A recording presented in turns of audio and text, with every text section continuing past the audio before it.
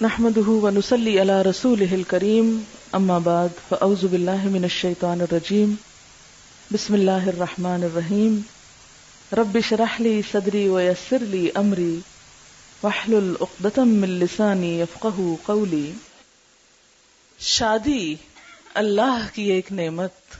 قرآن پاک میں آتا ہے وَمِنْ آيَاتِهِ أَنْ خَلَقَ لَكُم مِّنْ أَنفُسِكُمْ أَزْوَاجًا لِتَسْكُنُوا إِلَيْهَا وَجَعَلَ بَيْنَكُم مَّوَدَّةً وَرَحْمَةً إِنَّ فِي ذَلِكَ لَآيَاتٍ لِقَوْمٍ يَتَفَكَّرُونَ.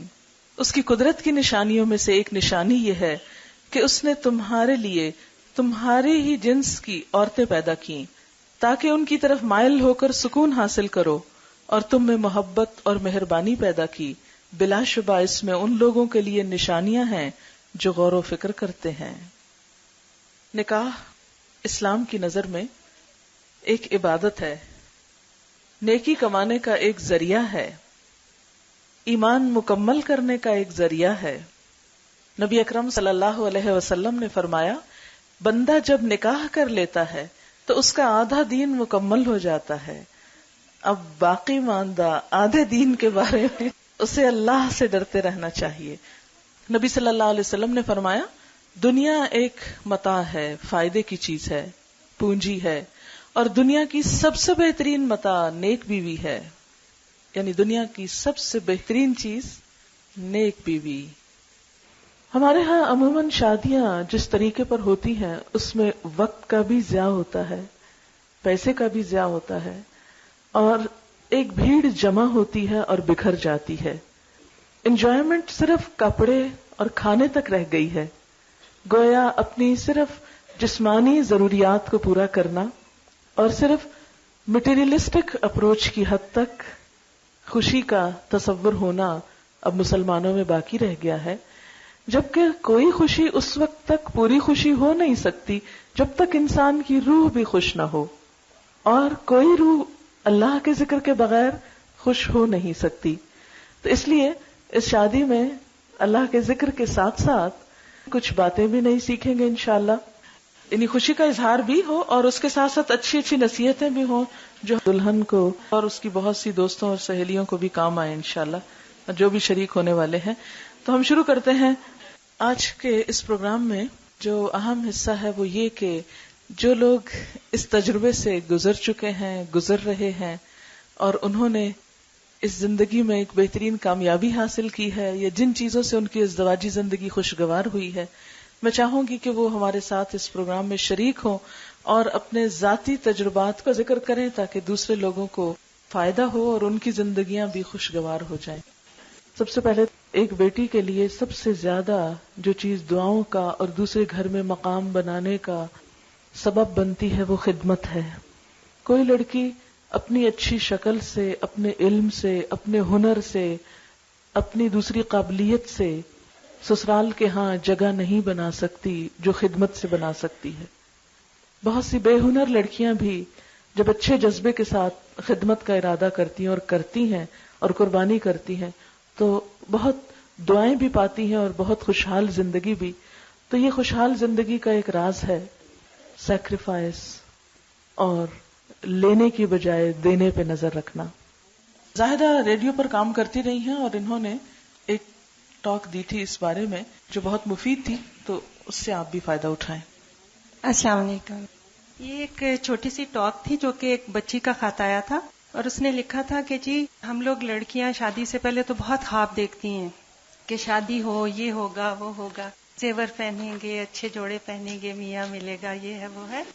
اور لیکن جب بعد میں عملی زندگی میں قدم رکھا تو پھر پتہ چلا کہ یہ خواب اتنا سہانا نہیں تھا. تلخ حقیقتیں جب سامنے آئیں تو پریشان ہو گئیں. تو انہوں نے کہا کہ آپ ہمیں کوئی اچھی سی نصیحت کریں. تو یہ وہ نصیحت ہے جو میرے والدین نے مجھے کی، کچھ اس میں میرے تجربات شامل ہیں، اور اس کے بعد ایک اور بات بھی کروں گی لیکن اس کو ختم کرنے کے بعد. اب پیارے بچوں بار بار میں پڑھوں گی کیونکہ اس میں میں نے پیاری بچیوں کا بہت نام لیا ہے.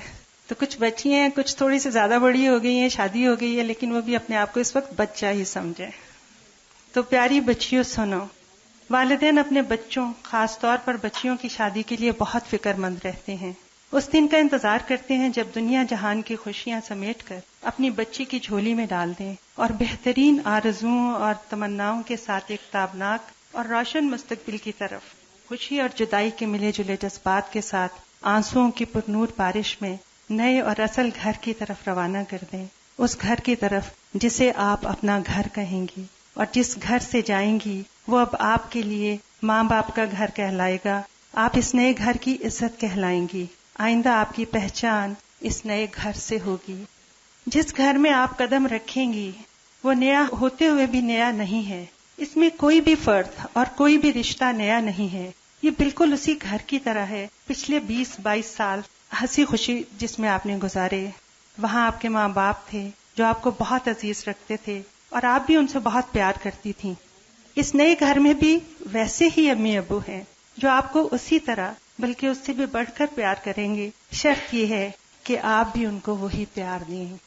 پچھلے گھر میں آپ کے بھائی بہن تھے جو آپ پر جان نچھاور کرتے تھے اور آپ بھی ہردم ان کے آرام و سہولت کا خیال رکھتی تھیں۔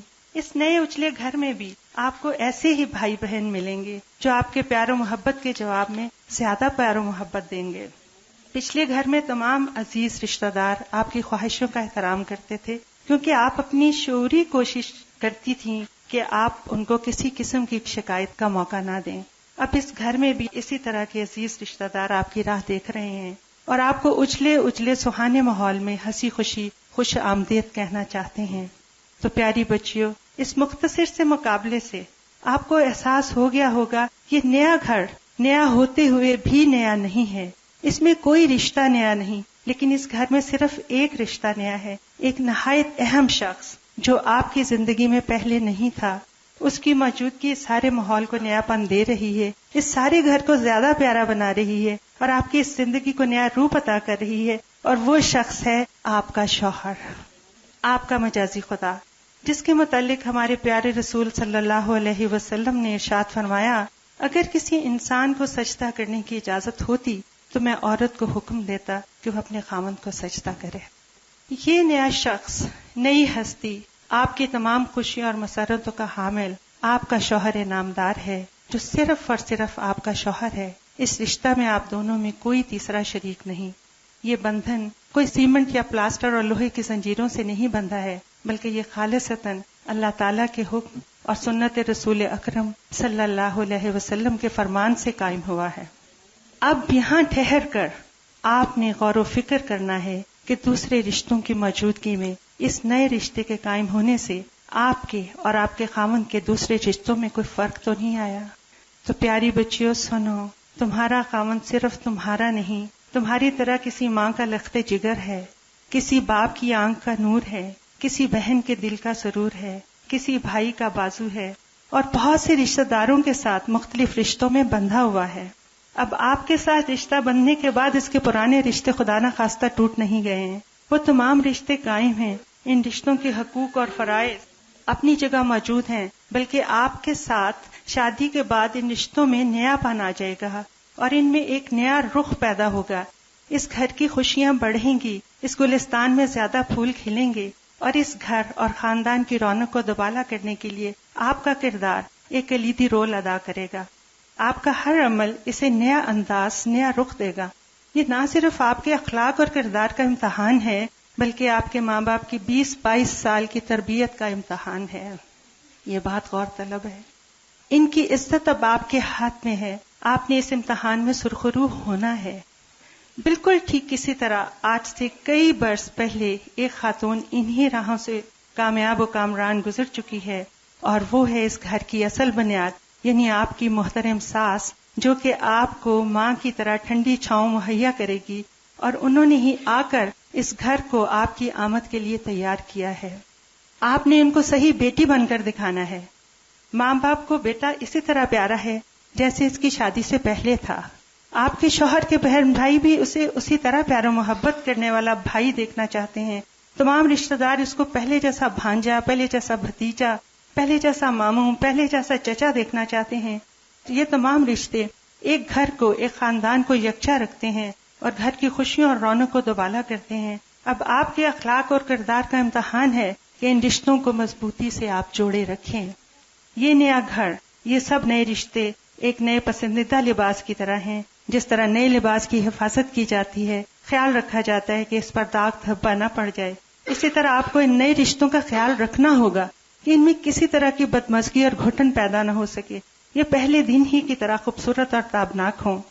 تو پیاری بچیوں، آپ ان سب رشتوں کی قدر کرو، یہ آپ کی قدر کریں گے. صرف ایک رشتے کی وجہ سے آپ اپنے آپ کو اور اپنے خاوند کو دوسرے تمام رشتہ داروں سے الگ نہ سمجھو. وہ قائم ہیں اور خدا کے فضل سے قائم رہیں گے. آپ کی شادی سے پہلے یہ گھر چل رہا تھا، اب آپ اس میں ایک بہترین اور انمول اضافہ ہیں. پہلے غور سے اس گھر کی روایات اور طور طریقوں کو سمجھیں، اسی میں ڈھل جانے کی کوشش کریں. ہاں، اگر کوئی نئی چیز لانا چاہیں تو دھیرے دھیرے، لیکن اس سے پہلے سب کے دل اپنی محبت اور فرما برداری سے جیت لیں. گھر کے کام کاج میں دلچسپی لیں، گھر کا فرد ہوتے ہوئے گھر کی ذمہ داریاں سنبھالیں اور بانٹیں، کیونکہ شادی کے بعد آپ ایک ذمہ دار خاتون بن گئی ہیں. عزیز بچیوں، شادی سے پہلے اپنے والدین سے تھوڑا بہت تو خفا آپ ہوتی ہی ہوں گی، جب آپ کی کوئی خواہشات پوری نہیں کرتے ہوں گے، یا جب آپ کو کسی بات پر ڈانٹ دیا جاتا ہوگا. بہن بھائیوں سے چھوٹا موٹا لڑائی جھگڑا بھی ہوتا ہی ہوگا، لیکن تھوڑی دیر کے لیے. اس کے بعد دل بالکل صاف، اور پھر وہی پہلے والا پیار و محبت اور وہی پیاری سی فضا. تو سسرال میں بھی آپ نے کسی بات کو دل سے نہیں لگانا، کسی بات کو ایشو نہیں بنانا، بلکہ پہلے کی طرح تھوڑی سی خفگی کے بعد دل و دماغ بالکل صاف اور دوبارہ وہی پیار و محبت والی فضا کو قائم کرنا ہے. اپنے پیار، فرما برداری، محبت سے سب کے دل جیت لیں، خود بھی خوش رہیں، دوسروں کو بھی خوش رکھیں. اسی طرح آپ کی بہترین ایڈجسٹمنٹ ہوگی. آپ کا گھر ایک مثالی گھر ہوگا جہاں ہر طرف محبت ہی محبت ہوگی. ہماری دعا ہے اللہ تعالیٰ آپ سب کو بہت خوش رکھے اور خوش و آباد رکھے. یہ تو وہ ایکسپیرینس تھے جو شادی سے پہلے کے تھے. اب شادی کے بعد کے جو ایکسپیرینس میرے ساتھ ہوا ہے وہ بھی ساتھ ہی بتاتی چلوں کہ حالانکہ میرے کزن ہیں، لیکن شادی کے بعد مجھے بالکل ایک نیا انسان نظر آیا. وہ بولے کزن نہیں تھے، وہ ایک شوہر کے روپ میں آئے سامنے. تو میں نے ایک چھوٹی سی ایک مثال پڑھی تھی کہ زبان سے کسی نے پوچھا کہ اتنے 32 دشمنوں میں تم کیسے رہتی ہو اور اتنی محفوظ، آپ دیکھیں نا کیسے بچ کے رہتی ہے. تو پتہ ہے اس نے کیا جواب دیا؟ اس نے کہا اپنی نرمی سے. تو میں نے اسی عادت کو اپنایا، میں نے نرمی کو اختیار کیے رکھا. تو بالکل وہی بات کہ جیسے شادی سے پہلے بہن بھائیوں سے ناراضگی ہوتی تھی یا ماں باپ سے تھوڑی سی خفگی ہوتی تھی، یا ہمارا یہ کہنا نہیں مانتے، یہ نہیں کرتے، اتنی سختیاں ہمارے اوپر، یہ ہے وہ ہے. تو میں نے بالکل وہی رویہ اپنا وہاں پہ رکھا.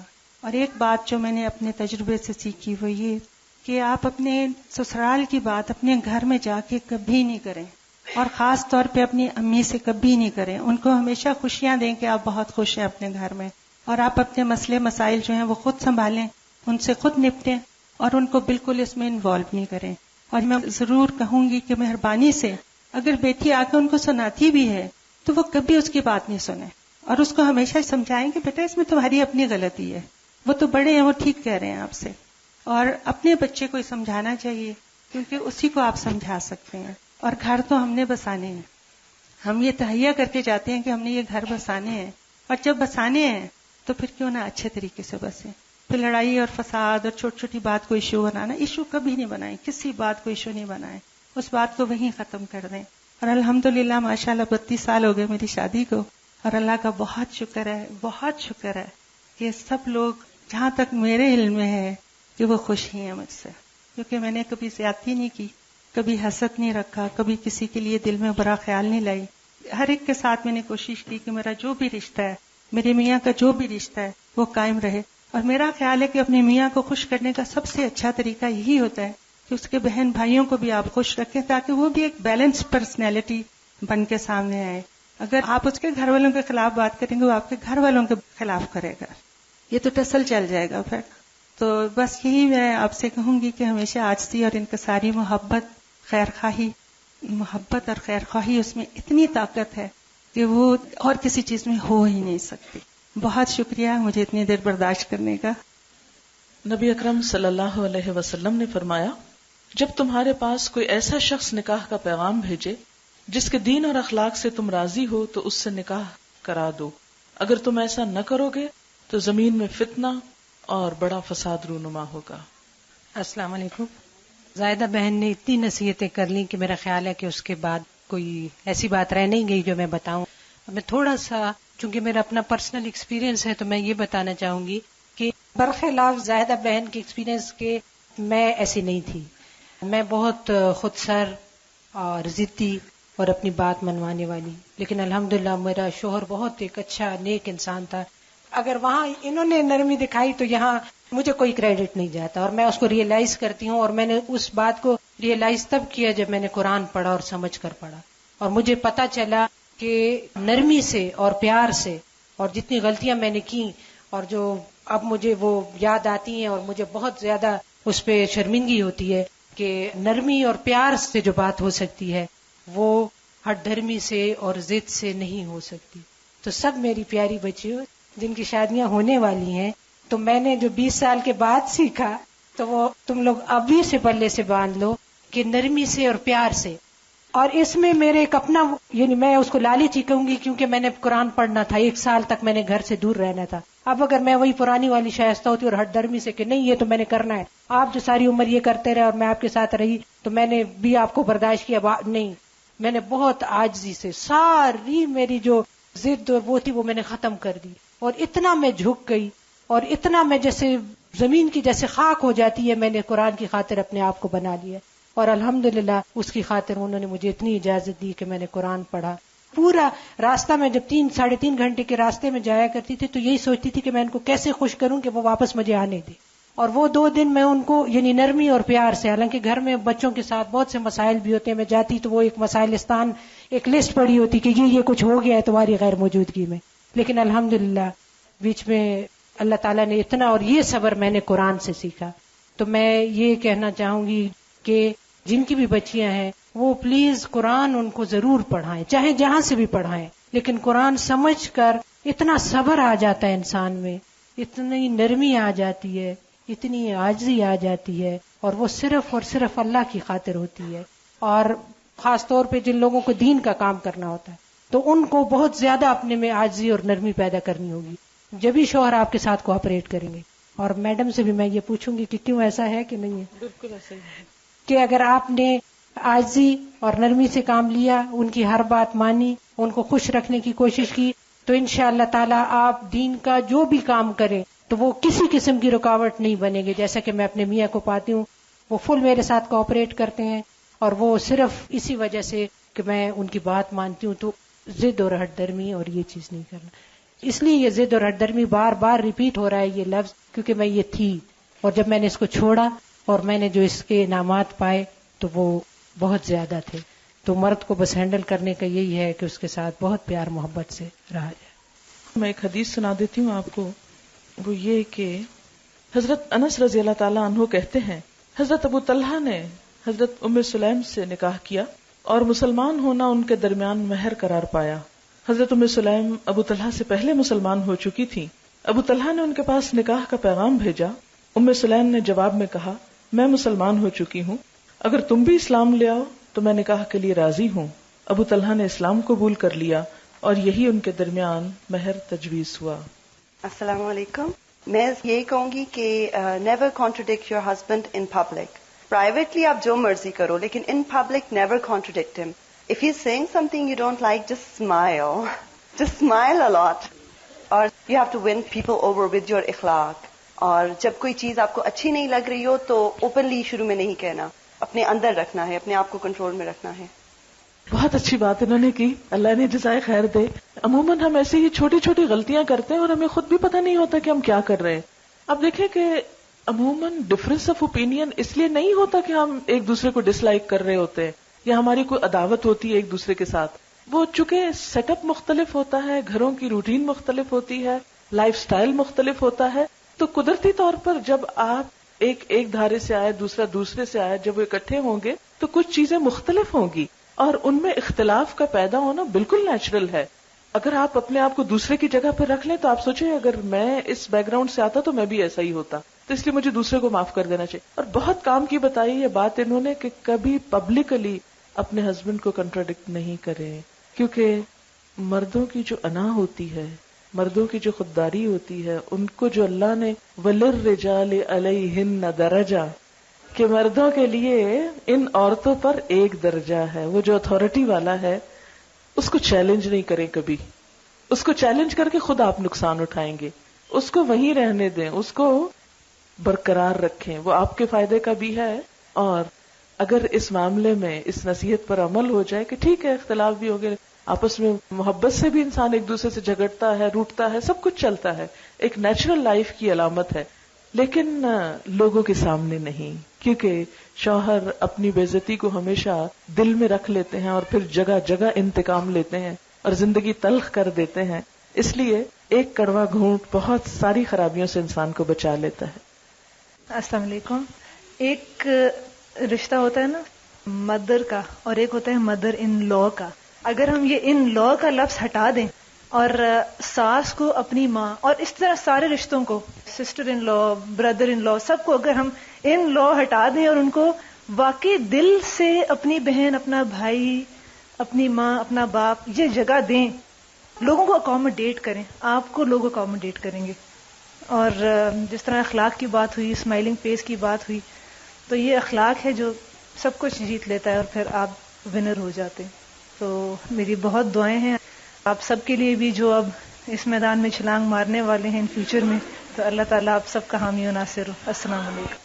بہت کام کی بات کی ہے کہ ان لا ہٹا دے.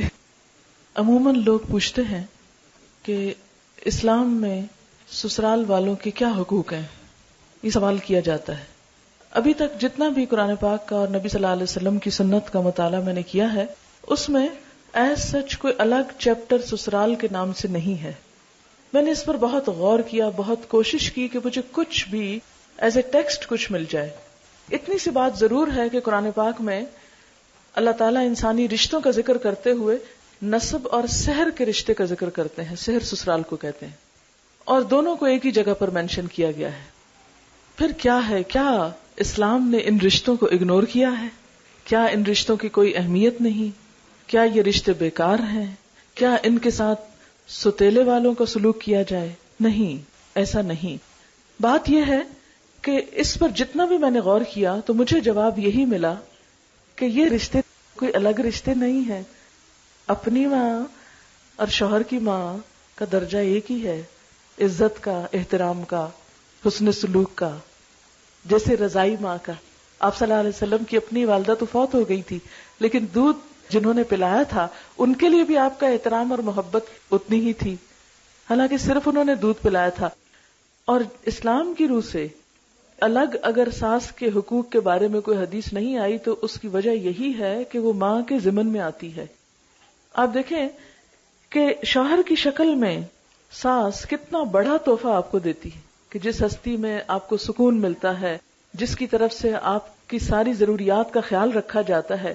ماں بیچاری کیا کرتی ہے؟ جنم دیتی ہے، پالتی ہے، پوستی ہے، تربیت دیتی ہے، ہوم ورک کراتی ہے، دعائیں مانگتی ہے، ایک کے بعد ایک امتحان پاس کراتی ہے، اور پھر جاب کا موقع آتا ہے اس کے لیے دن رات دعائیں اور خواہشیں اور تمنائیں کرتی ہے. پھر بچے باہر دور چلے جاتے ہیں نوکریوں کے لیے، مائیں ان کی جدائیاں کاٹتی ہیں. کوئی بھی ماں جو ماں ہے اس کے دل میں ماں کا دل دھڑکتا ہے، اس کو پتا ہے کہ ماں کا دل اپنے بچے کے لیے کس قدر تڑپتا ہے، اس کی ملاقات کے لیے، اس کو دیکھنے کے لیے، اس کے شوق میں. اور جب شادی ہو جائے اس کے ساتھ ایک لڑکی کی اور وہ اتنی پوزیسو ہو جائے کہ اب یہ پلا پلایا جوان صرف میرا ہے اور اس میں کسی اور کا حصہ نہیں، اس سے بڑھ کر کیا ظلم ہوگا اور اس سے بڑھ کر کیا زیادتی ہوگی جو زمین پر ہوگی کہ ماں کو اس کے حقوق سے پوری طرح محروم کر دیا جائے اور اس کا مذاق اڑایا جائے یا اس کے ساتھ کوئی ایسا سلوک کیا جائے. نہیں، اگرچہ کوئی بات ناپسند بھی ہو تو بھی اسے ہمیشہ دیکھیں کہ کیا آپ کو اپنی امی کی کوئی بات ایسی نہیں گزری تھی کہ جو پسند نہ آئی ہو.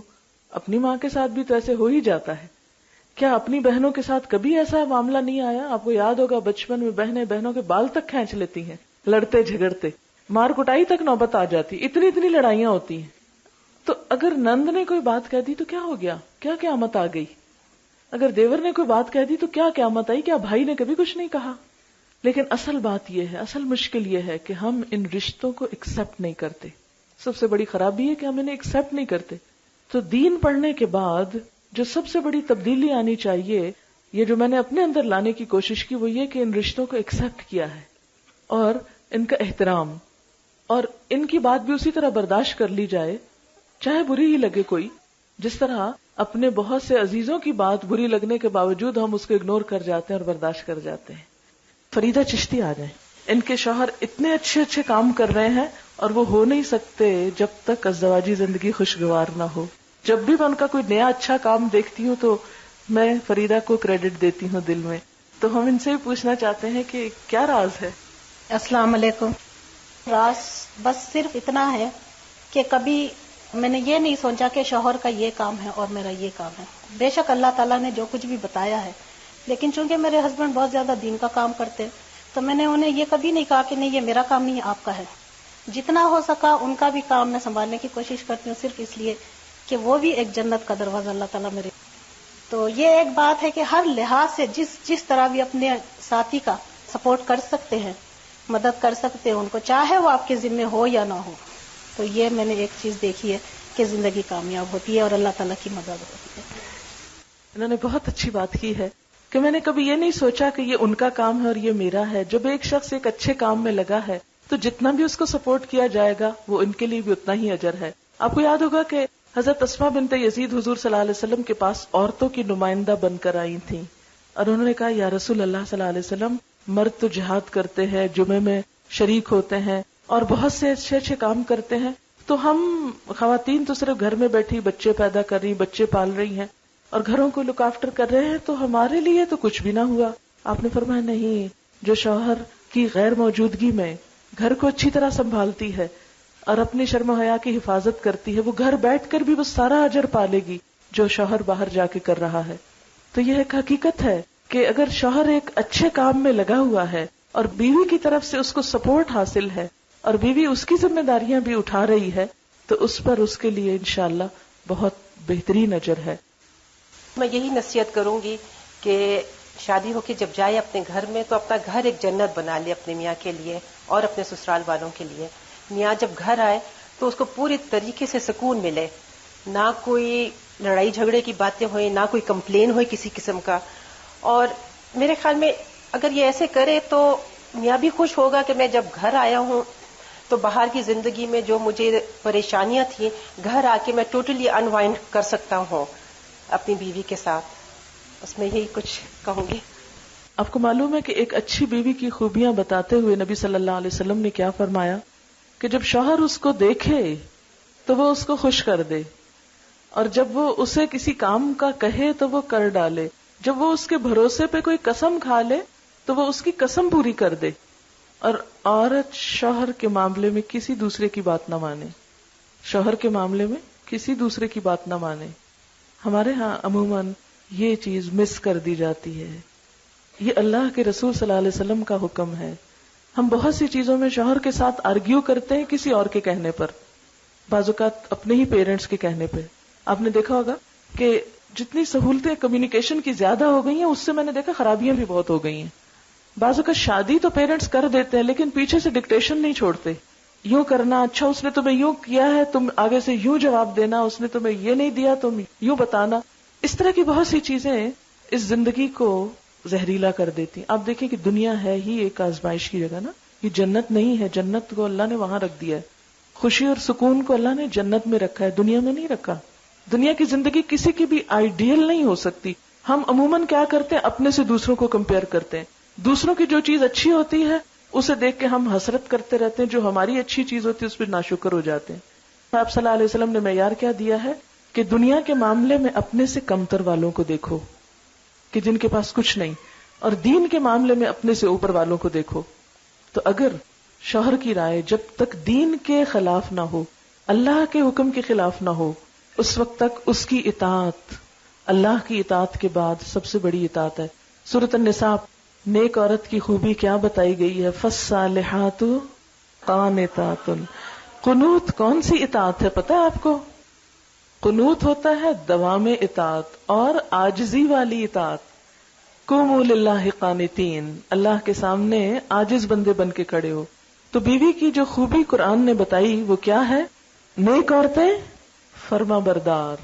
اور یہ نہیں کہ صرف اچھے وقت میں فرما بردار، چاہے اپنی مرضی نہیں بھی، اپنا دل نہیں بھی چاہ رہا، اپنی خواہش نہیں بھی، کسی بھی چیز میں شوہر کی خواہش ہے، مثلا شوہر باہر جانا چاہتا ہے، وہ ہم سے چاہتا ہے کہ ہم بھی ساتھ چلیں، ہم کہ نہیں میرا تو موڈ نہیں، میں تو سو رہی ہوں، آپ جائیں جہاں جاتے ہیں. بعض اوقات وہ کسی چیز کا مطالبہ کرتا ہے، ہم کہتے نہیں ہمارا تو موڈ نہیں. تو قرآن پاک نے یہ نہیں کہا فالصالحات مطیعات، اس میں بھی اطاعت ہے.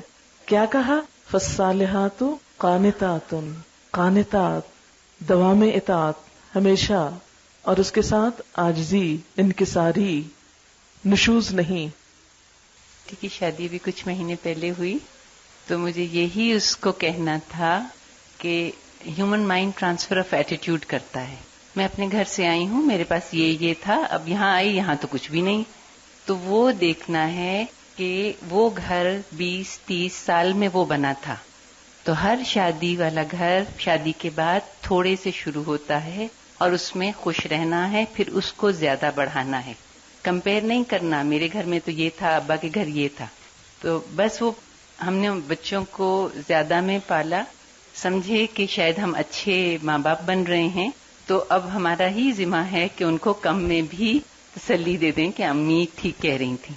بس ایک اور جوک یاد آتی ہے، پہلے سنا تھا، ایک شادی ہوئی گاؤں میں، اور بس شادی ہو کے سب کو مل ملا کے دلہن کو لے کے جا رہے ہیں، تو پیچھے سے اس کے والد نے شور مچایا، نہیں اس کو ادھر بلاؤ. کیا ہوا؟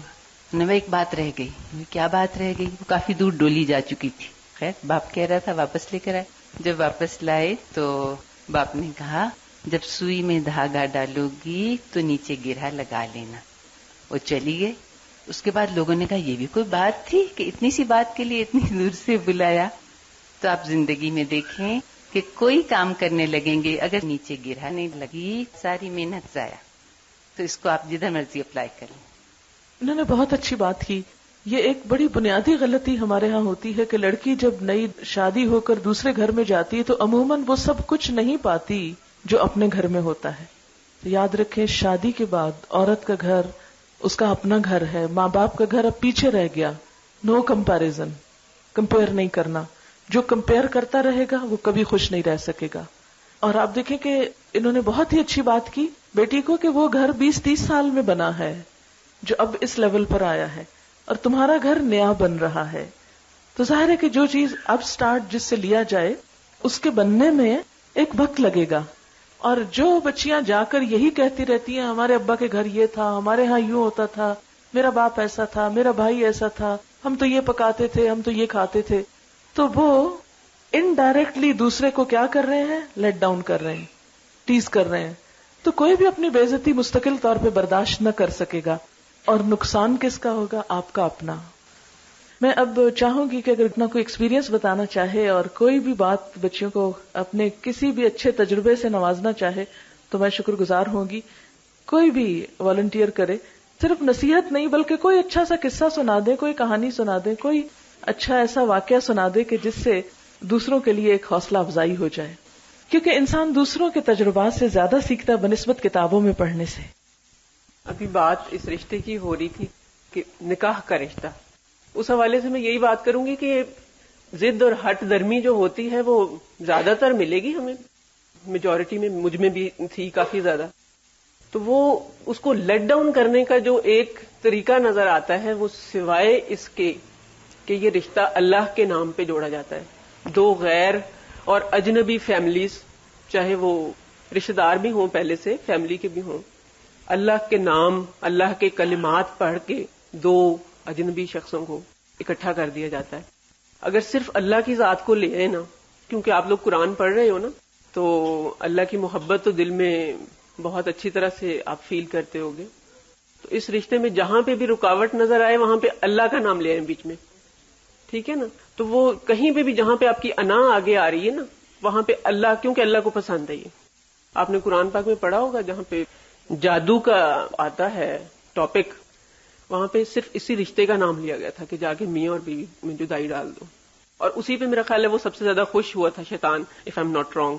کچھ حدیث سے ہمیں پتہ چلتا ہے یا روایات سے کہ جب کسی میاں اور بیوی میں جدائی پڑتی ہے تو وہ پھر سب سے زیادہ خوش ہو جاتا ہے. تو اسی لیے کہ یہ رشتہ جو ہے یہ اللہ کے نام پہ جوڑا گیا. تو جب بھی کوئی رکاوٹ فیل ہو، کوئی مشکل پیش آ رہی ہو اس رشتے میں کہیں پہ بھی، تو اپنی ذات کو پیچھے کر کے اللہ کی محبت آگے لے آئیں، کیونکہ اللہ کو بہت پسند ہے یہ رشتہ، بہت زیادہ. بس یہی میرا ایکسپیرینس یہی ہے کہ جب بھی اپنے لیے کوئی مشکل پیش آئے تو یہ فیل کریں کہ یہ رشتہ اللہ کے نام پہ جوڑا گیا اور اس کو کنٹینیو کرنا ہے، اس کو ہر حال میں نبھانا ہے، پھر کوئی مشکل نہیں پیش آئے گی. جزاک اللہ خیرن.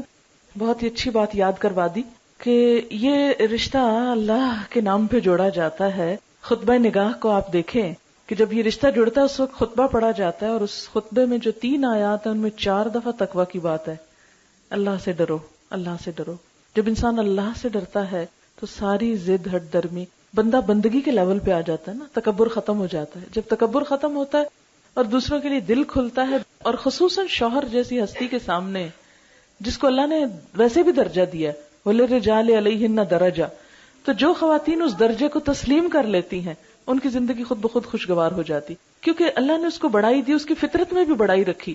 تو جب ہم اس سے اس کی بڑائی چھیننے کی کوشش کر کے خود بڑا بننا چاہتے ہیں تو وہیں پر پھر حد سے بڑھتے ہیں، اور حد سے جب بڑھا جاتا ہے تو تعلقات میں خرابی آتی ہے. السلام علیکم. بہت اچھی اچھی نصیحتیں آپ کو ہو چکی ہیں، اور میرا خیال ہے اگر نصیحت کرنے کی بجائے میں آپ کو چھوٹی چھوٹی پریکٹیکل باتیں اپنی لائف کی بتا دوں تو ٹھیک رہے گا. مجھے جس چیز نے بہت زیادہ ہیلپ کیا تھا وہ یہ تھا کہ صحیح بات آپ کو سچ بولوں گی، آپ کو پتہ ہم سب قرآن پاک پڑھ چکے ہیں، جھوٹ نہیں بولوں گی، کہ جب میں انٹر ہوئی اپنے سسرال میں تو ہر رشتے کو اپنے میکے کے رشتے کے لیول پہ رکھا. میں اپنے گھر میں اپنے سے چھوٹا ایک بھائی اور بہن چھوڑ کے آئی تھی، اور میرا ایک چھوٹا دیور تھا جو پڑھ رہا تھا ان دنوں میں میٹرک میں. تو میں اس کو اسی طرح ٹریٹ کرتی تھی جیسے اپنے بھائی کو کرتی تھی، اور اس کو میں پکڑ پکڑ کے بٹھاتی تھی اور پڑھاتی تھی. اور جیسے اس عمر میں لڑکے لاپرواہ ہوتے ہیں، تو وہ اتنی اچھی میری اس کے ساتھ ایک انڈرسٹینڈنگ، لو اور فرینڈشپ ڈیولپ ہو گئی تھی کہ میں اپنے بھائی کو پھر مس نہیں کرتی تھی. حالانکہ چھوٹا بھائی تھا، بہت پیارا تھا، اور میں پڑھاتی بھی تھی، اور نیچرلی ایک آپ کا اس کے لیے ایک سافٹ کارنر ہوتا ہے. تو وہ یہ ہوا کہ مجھے وہ ڈپریشنز نہیں ہوئے جو لڑکیوں کو ہوتے ہیں شادی کے بعد. مجھے واقعی نہیں پتا چلا کہ ڈپریشن کیا ہوتی ہے. حالانکہ میں پشاور کی تھی اور میرا سسرال تب لاہور میں تھا، اور میرا کوئی رشتہ دار لاہور میں نہیں رہتا تھا، اور میں اپنے سسر کو بالکل اپنے باپ، بلکہ شاید باپ سے بھی زیادہ رسپیکٹ دیتی تھی. اور اپنی ماں کے ساتھ انسان کی عادت ہوتی ہے نا تھوڑا سا لاڈ بھی کر لیتا ہے، لیکن ساس کو بھی میں نے اتنی ریگارڈ دی جیسے ماں کو. اور میں ایک مرتبہ عمرہ کر کے آئی تو میری سسرال والے اور میرے والدین دونوں ایئرپورٹ پہ کھڑے تھے ریسیو کرنے کے لیے، اور تب تک میرے امی وغیرہ لاہور شفٹ ہو چکے تھے. تو وہ میرے لیے ایک فیصلے کا ایک لمحہ تھا، اور اللہ کا شکر ہے اللہ نے مجھے اس وقت یہ گائیڈ کیا کہ نہیں، میرے ان لاس کا حق مجھ پہ زیادہ ہے. میں ان کے ساتھ گئی، ان کی گاڑی میں بیٹھی اور ان کے گھر گئی، اور ان کو خود اس چیز کا ہوا کہ یہ ان کو چھوڑ کے ہمارے ساتھ آئیے. فوراً پھر وہ لوگ مجھے لے کے وہاں گئے. چھوٹی چھوٹی باتیں، ان کی خوشیوں میں شامل ہونا اور دل سے، اس میں کوئی دکھاوا اور ریاکاری نہیں ہے. مجھے اپنے والد سے بہت محبت تھی، ان کو پھول بہت پسند تھے، میں کبھی کبھی پھول ان کے لیے ان کے ڈنرز میں لگاتی تھی. میں اپنے فادر ان لا کے لیے ان کا ہی باغ تھا. آپ دیکھیں ان کی چیز ہوتی ہے، جب ہم جاتے ہیں سب کچھ ان کا ہوتا ہے، بیٹا ان کا، گھر ان کا، پیسہ ان کا. اور میں سمجھتی ہوں ان کا احسان ہوتا ہے کہ وہ ایک نئے آنے والے کو اپنے سیٹ اپ میں خوش اسلوبی سے اور محبت سے سیٹ کرتے ہیں. ہم لوگ کے یہاں ایک ہمیشہ لڑکی کی پوزیشن بڑی پیتھیٹک بنا دی جاتی ہے کہ بیچاری اتنا کچھ چھوڑ کے آئی ہے. کوئی یہ نہیں کہتا کہ دیکھیں ان کے گھر کی ایک روٹین ہوتی ہے، ایک سیٹ اپ ہوتے ہے، وہ ایک پورا کمرہ خالی کرتے ہیں یوزلی، اور آپ کو اپنا بیٹا دیتے ہیں جو سب سے قیمتی چیز ہوتی ہے، آپ کے ساتھ اپنی دولت شیئر کرتے ہیں، اپنا وقت، اپنا پیار، کچھ نہ کچھ وہ آپ کو بری کی فارم میں کوئی زیور، کوئی کپڑا، جو جس کی حیثیت ہوتی ہے دیتے ہیں. اس کی کوئی اپریسیشن نہیں. ایک ہی ہمارے معاشرے میں راٹ ہوتی ہے بیچاری لڑکی. صحیح بات ہے، یہ چیز جو میں فیل کرتی ہوں بہت غلط ہے. جب میں نے 2 پھول توڑ کے اپنے سسر کے کمرے میں لگائے، یقین کریں وہ اتنے خوش تھے. میں آپ کو بتاؤں کہ محبت جو ہے نا بہت چھوٹی چھوٹی چیزوں سے جیتی جا سکتی ہے. صرف دوسرے کا احساس. اگر ساس بیمار ہے تو کیا میری ماں بیمار ہوگی تو میں ان کا سر نہیں دباؤں گی؟ کیا میں ان کا بخار نہیں چیک کروں گی؟ بس انسان اگر اپنا محاسبہ خود کرتا رہے زندگی بہت آسان ہو جاتی ہے. اور کرے انسان صرف اللہ کے لیے. یہ میں چیزیں نصیحت نہیں کر رہی، چونکہ شیئر کریں اس سے میں آپ کو بتا رہی ہوں کہ میں نے یہ کیا اور ان چیزوں نے مجھ کو بہت فائدہ دیا. نہ میرے دل میں نیگیٹو فیلنگز آتی تھیں اور نہ مجھے الحمدللہ کوئی ایڈجسٹمنٹ میں پرابلم ہوا. اور ان کے ہر رشتہ مجھے جب اپنا رشتے جیسے لگتا تھا. اپنی ساس کے میکے والے اپنی ماں کے ننیال کی طرح لگتے تھے، اور میں انجوائے کرتی تھی، یقین کریں. میرے ان لاز میں شادی ہے تو میں سب سے ایکٹیولی جا رہی ہوں اور خوش ہو رہی ہوں. اور اب تو خیر وہ جاہلیت کی بات ہے، لیکن ان رسموں میں بھی شامل ہونا، ایکٹیولی پارٹیسپیٹ کرنا، آئی یوز ٹو انجوائے. اور اگر جیسے برتھ ڈے ہے تو پہلے سے پتا ہو، انسان چھوٹا سا اہتمام ہم کر لیتے تھے تو وہ خوش ہو جاتے تھے بڑے کہ دیکھو اس سے یاد رکھا، کوئی چھوٹا سا تحفہ دے دیا. بس خوشیاں بہت آسانی سے مل سکتی ہیں، صرف یہ کہ رائٹ جگہ پہ ہٹ کرنے کی ضرورت ہے. اور جو مرد ہیں، میری بیٹی کی جب شادی تھی تو ایک بہت سینسیبل عورت ہے، میں نے اس کو کہا کہ تم نصیحت کرو میری بیٹی کو. تو اس نے میری بیٹی کو کہا کہ دیکھو جو مرد ہوتا ہے اس کی سائیکالوجی بالکل چائلڈ سائیکالوجی والی ہوتی ہے. مرد کے اندر ایک بچہ ہے، اگر اس کو تم اس طرح ٹریٹ کر لو گی تو تم بہت سکسیسفل رہو گی. اور اس کی بات بہت سینسیبل تھی. اور آپ دیکھیں مرد اندر سے معصوم ہوتے ہیں، اوپر سے جتنا گرجیں برسیں روب داب، اندر سے واقعی دیکھیں بیچارے چھوٹی چھوٹی چیزوں پہ خوش ہو جاتے ہیں. آپ ان کی پسند کا کھانا بنا لیں، اور یہ کہ مرد کے دل کا راستہ واقعی پیٹ سے گزرتا ہے، یہ صحیح بات ہے. میری جب شادی ہوئی مجھے نہیں کوکنگ آتی تھی، بہت بری بات ہے، خوشی کی بات نہیں ہے، لیکن نہیں آتی تھی، پھوڑ تھی. تو میرے ہسبینڈ نے ایک ہی بات تھی کہ اپنے گھر ہم جائیں گے تو دیکھو تم میرے لیے فلاور ارینجمنٹ کرو گی اور ایک سوپ بناؤ گی. تو میں تو دنگ ہو گئی کہ سوپ، یہ کس چڑیا کا نام ہے، میں نے تو پیا ہے کبھی پکایا نہیں. اور سب سے پہلا تحفہ جو میرے ہسبینڈ نے مجھے دیا، ہم یہاں اسلام آباد میں رہتے تھے، ان کی جاب تھی، ہمارا گھر بالکل کوسار مارکیٹ کے پاس ہے. لندن بک کمپنی لے کے گئے اور وہ مجھے ایک سوپ کی کتاب خرید کے دے. لیکن پھر میں نے پڑھا اس کو، پھر میں ان کی ایبسنس میں پریکٹس کرتی تھی، الحمدللہ پھر میں بہت اچھا کھانا، اور اسپیشلی یہ بیک ڈشز اور سوپس اور یہ چیزیں نا بہت آپ کو سہولت دیتی ہیں، لائف آسان ہو جاتی. اصل میں یہ نا کہ اسلام رہنمائی کرتا ہے، ہر چیز کو، ہر ایک کا حق اس کو دلواتا ہے. وہ ایک حدیث ہے نا کہ جس میں 3 طرح کے باپ ہوتے ہیں، ایک باپ جس نے جنم دیا، دوسرا سسر اور تیسرا استاد. یہ تینوں کو باپ کا درجہ دیا گیا. اور اسی طرح ماں کے لیے بھی وہی، یعنی ساس ماں ہی کی حیثیت میں ہے. اور آپ دیکھیں کہ ساس اپنی عمر کے اس حصے کو پہنچ چکی ہوتی ہے نا کہ جب وہ یعنی بزرگی کے اس دائرے میں آ چکی ہے اور آپ جوانی کی طرف قدم رکھ رہے ہیں، یہ جوانی کے اس حصے میں ہے، تو آپ کو قربانی زیادہ کرنا ہے اس کی نسبت، کیونکہ وہ جسمانی اعتبار سے بھی کمزور ہے، بیماریاں بھی، عمر کے تقاضے بھی، لہذا آپ کو سیکریفائز زیادہ کرنا ہے. اور آپ یہ بات ہمیشہ یاد رکھے کہ جس چیز میں قربانی زیادہ ہے اس میں اجر بھی زیادہ ہے. جب اللہ سے اجر پانا ہے تو پھر مشکل کہے گی. بہار ہو کہ خزاں لا الہ الا اللہ، اچھے حالات ہوں تب بھی اور برے حالات ہوں تب بھی، بات تو اللہ ہی کی ہے. السلام علیکم. اپنے کورس کے دوران بھی اور ویسے اس کے بعد جب میں شادی کے بعد بھی آتی تھی تو میڈم بیچ بیچ میں کوئی نہ کوئی بات بتاتی تھی، تو ان باتوں نے بہت زیادہ ہیلپ کی. اس کے علاوہ یہ تھا کہ مثال کے طور پر آپ جتنے لوگ قرآن پڑھ چکے ہیں، اب جب آپ میں سے جس کی بھی شادی ہوگی تو یہ صرف کسی عام لڑکی کی شادی نہیں ہوگی، بلکہ یہ ایک قرآن پڑھ کر اور اللہ تعالیٰ کی کتاب سے گزری ہوئی ایک لڑکی کی شادی ہوگی. تو ایک عام لڑکی میں اور ایک قرآن پڑھ کر جس لڑکی کی شادی ہو، اس کے طرز عمل میں اور بیہیویئر میں فرق ہونا چاہیے. کشمیر میری شادی ہوئی تھی، میرے ان لاز وہاں تھے، اور مجھے یہ یاد ہے کہ جب میں شادی کے بعد پہلی دفعہ وہاں سے واپس آئی اپنے ہسبینڈ کے ساتھ اپنے امی ابو کے گھر، تو میرے والد نے مجھے اور ضیاء کو دونوں کو بٹھا کے جو کہا کہ میں تم دونوں سے کوئی بات کرنا چاہتا ہوں. تو جب ہم بیٹھے تو انہوں نے پہلے میرے سے شروع کیا. اچھا، میرے والد بہت زیادہ محبت کرنے والے ہیں، خاص طور پر بیٹیوں کے ساتھ. تو انہوں نے مجھے کچھ نصیحتیں کی، اور اس میں سے ایک آج یہ تھی کہ ضیاء کا انہوں نے مجھے کہا کہ یہ اب تمہارے ہسبینڈ ہیں اور تمہیں ان کا بہت زیادہ خیال رکھنا ہے، اور تم میرے تک کوئی بھی شکایت نہیں لاؤ گی کبھی بھی ان کی. اور پھر انہوں نے ضیاء سے بات کی اور ان کو انہوں نے یہ کہا تھا کہ میں نے تمہیں بیٹا بنایا ہے. اور یہ کہ حدیث مجھے پوری پتہ نہیں صحیح یاد ہے کہ نہیں، لیکن انہوں نے یہ حدیث انہیں کوٹ کی تھی کہ عورت جو ہے وہ ٹیڑھی پسلی سے پیدا کی گئی ہے، اور اگر تم اسے سیدھا کرنے کی کوشش کرو گے تو یہ ٹوٹ جائے گی. تو اس لیے مجھے کہا تھا کہ میں اپنے جذبات پر کنٹرول رکھوں، اور انہیں یہ کہا تھا کہ وہ میرے ساتھ درگزر کا معاملہ رکھیں. اور الحمدللہ انہوں نے بھی ابو کی اس بات کو یاد رکھا اور میں نے بھی. اور پھر یہ کہ جب دو لوگ ایک جگہ رہتے ہیں تو یہ نہیں ہوتا کہ کوئی بات اختلافی نہ ہو، ہوتی ضرور ہے.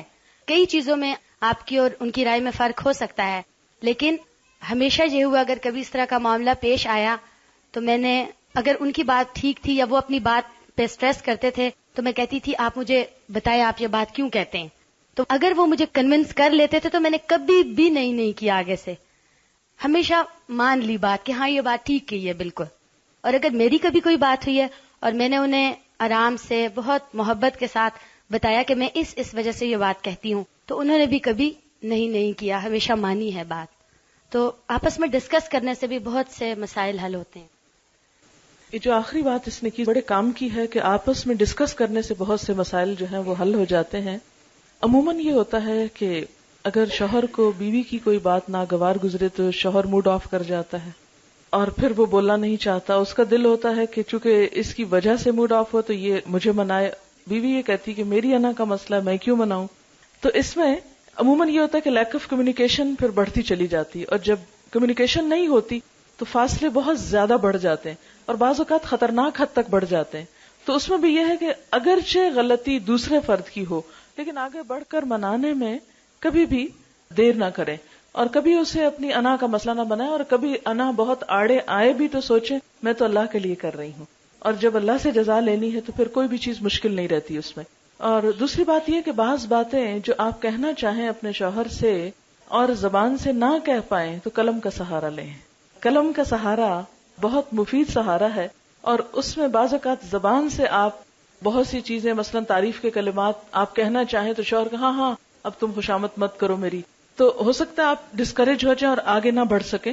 اور بعض اوقات یہ ہے کہ آپ کو معلوم ہے کہ جھوٹ بولنے کی کہیں بھی اجازت نہیں ہے، لیکن شوہر اور بیوی کے تعلقات میں جھوٹ تو نہیں، لیکن یہ کہ اگر دل میں نہیں بھی کوئی خاص جذبات تو تلخ گھونٹ پی کر جذبات کا اظہار کریں، اور آپ دیکھیں گے کہ وہ آپ کے حق میں بہت مفید ثابت ہوں گے.